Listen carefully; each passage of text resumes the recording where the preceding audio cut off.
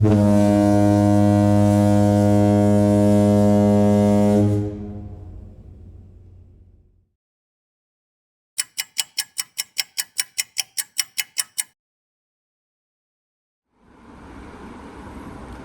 we will learn how does the de-aerators help in removing the dissolved gases and give us a neutral feed clean water without any air or dissolved gases entrapped in it.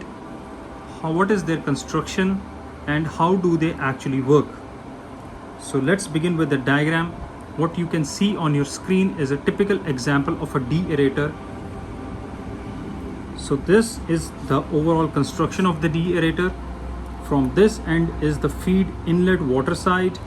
This one is a vapor vent pipe connection through which the dissolved gases or the air entrapped will be taken out. This is the header construction.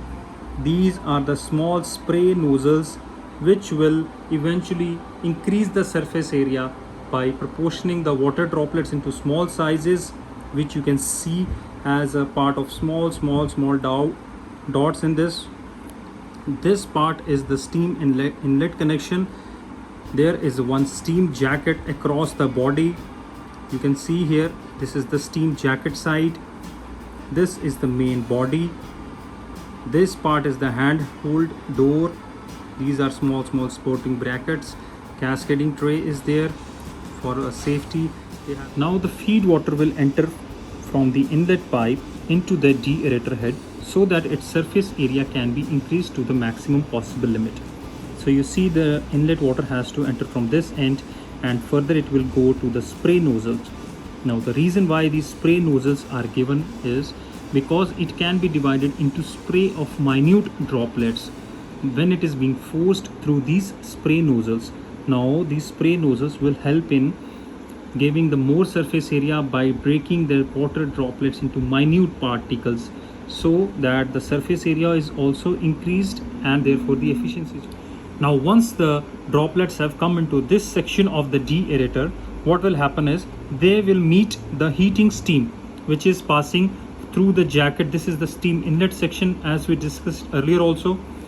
Now they will enter from this part and it will be a steam jacket all across the body, so they will meet the steam right here.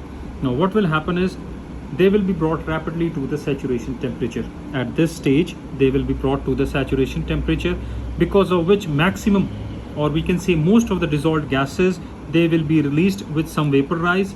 From this section the vapors will rise to the vapor release opening which is right here and they will be vented out. So this is how the de-aerator will work, using the steam and the spray nozzles inside the body and taking the dissolved gases out from this vent. Now comes the main question: the de-aerators are required why? So we need the de-aerators for clean neutral boiler feed free from the dissolved gases, and we can use them efficiently for our closed systems. Now this shows one of the several ways which we can liberate the dissolved gases from the feed and provide a measure for feed heating system which is simultaneously operating at will. Now this type of de-aerator has a great range of capacity, and with the temperature rise of at least 20 degrees Celsius, and oxygen content can be reduced from 0.2 cc per liter. This can be reduced to 0.005 cc per liter when it is working between 1/2 of a full load to the maximum of a full load in a closed feed system. So this type, the one we discussed right here, this type of a de-aerator is mountly directed on a storage tank onto which the de-aerator water falls from this end, and it will leave at the bottom end as we discussed in the diagram to be withdrawn at the bottom end connection, which will be somewhere right here, cannot be seen in the diagram. So this is how the de-aerator works. Hope you have enjoyed and understood the functioning operational of the de-aerators. If you have any doubt, we can discuss in the comment section below. Thank you so much guys, and take care.